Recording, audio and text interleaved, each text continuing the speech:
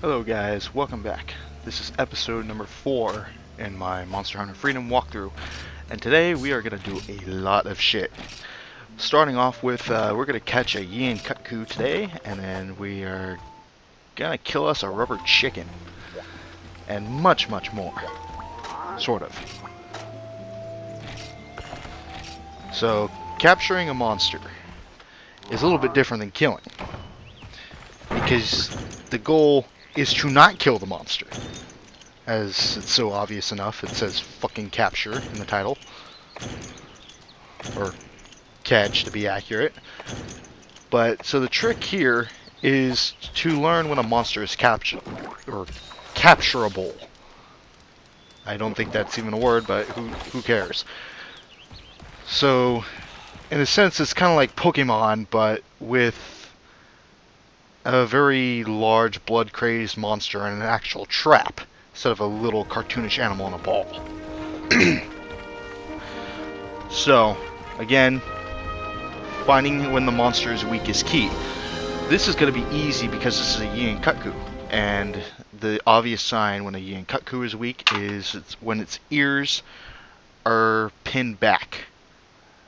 The little disc on the back of its head is what would laughably be called an ear.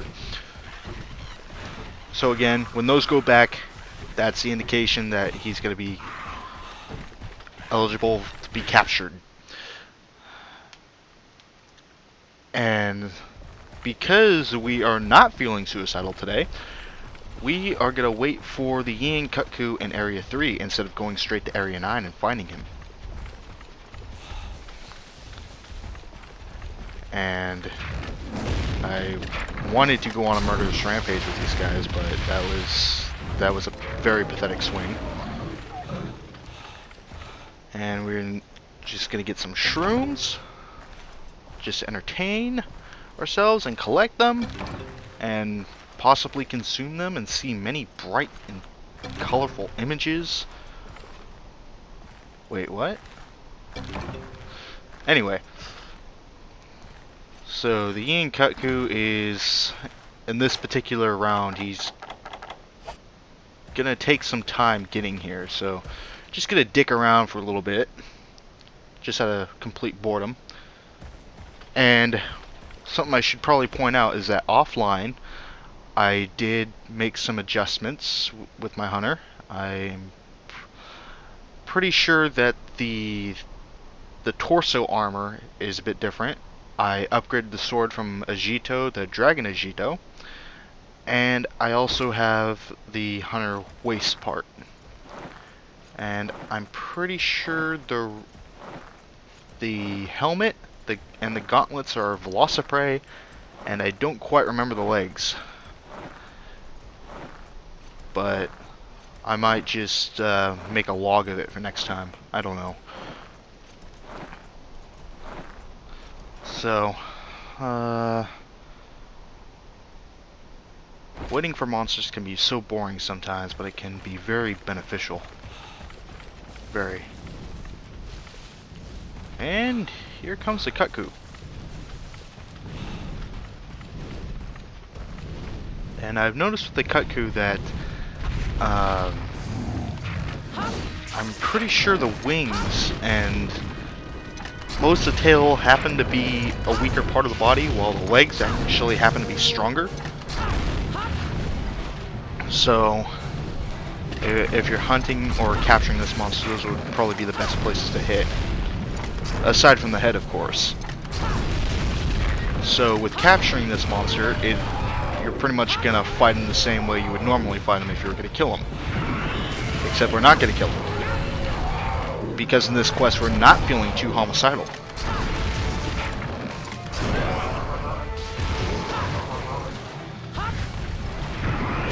I particularly like this hunt because I only suffered from 2 pretty damaging attacks, and aside from that I wasn't totally raped like I usually am.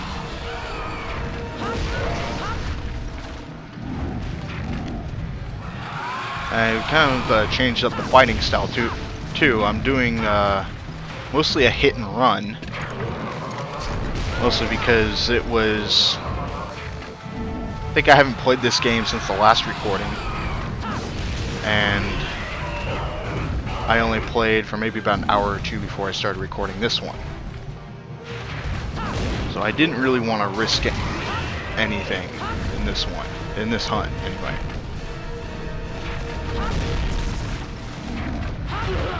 So now he's pissed off, but he's also weak. So, and this is what I plan on doing to capture him.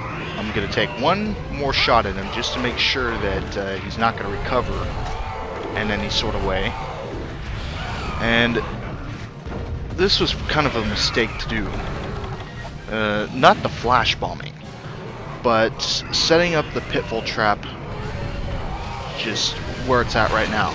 The reason why is because even though the monster is weak, it'll still limp away and run. And when it goes to run to its resting area and rests, that's probably the ideal time to capture any monster.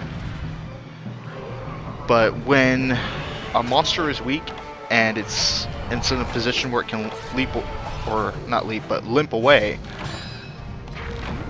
sometimes it will avoid your trap, even if it's by accident. Kind of got lucky here because he kind of hit the side. But I've had many instances where a monster would limp away and completely avoid the trap altogether, and that is extremely infuriating.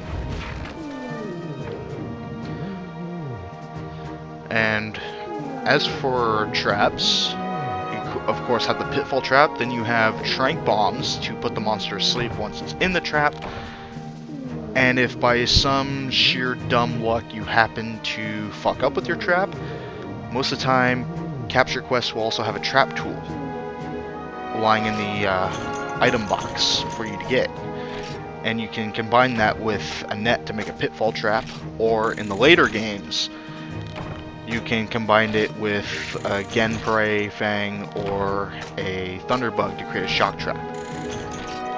But since this is old school, we're not going to worry about that.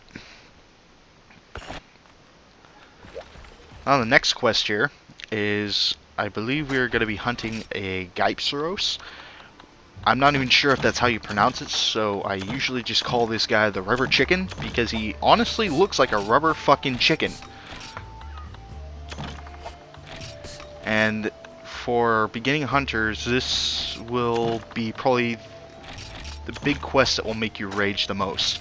Because it's a poison type monster, we're going to take a cactus flower and a bitter bug, and we're going to make herbal medicine. For any quest that requires some sort of antidote because of monster poisons, herbal medicines are ideal. Because not only did they cure poison, they also heal you a little bit. So, and again, it's very easy to make. All you just need is a bitter bug and a cactus flower. Bitter bugs you can find just about anywhere, and cactus flowers you can find in the desert. So now we're in the swamp zone. And to make this hunt go by a lot easier, what you're going to want to do is you're going to want to go to areas 4 and 5, and you want to kill off all the Bofango there. Because this quest is just swarming with Bofango, and because of that, fighting this large monster and Bofango at once is just a recipe for disaster. And in this quest right here, I decided to just kill off the Bofango in area 4, and that was probably a bad idea not to do 5 as well, because it just would have helped so much. Now, of course, our little rubber chicken friend is in area 9, where he's going to be introduced, and there are Bofango in there.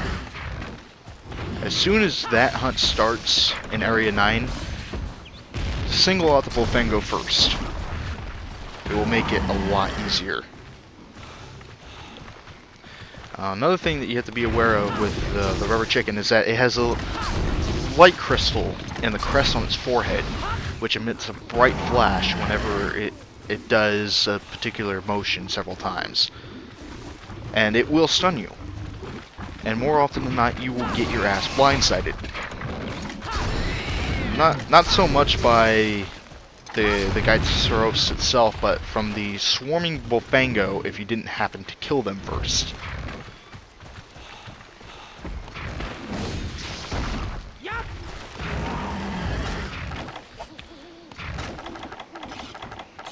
So just gonna sharpen up.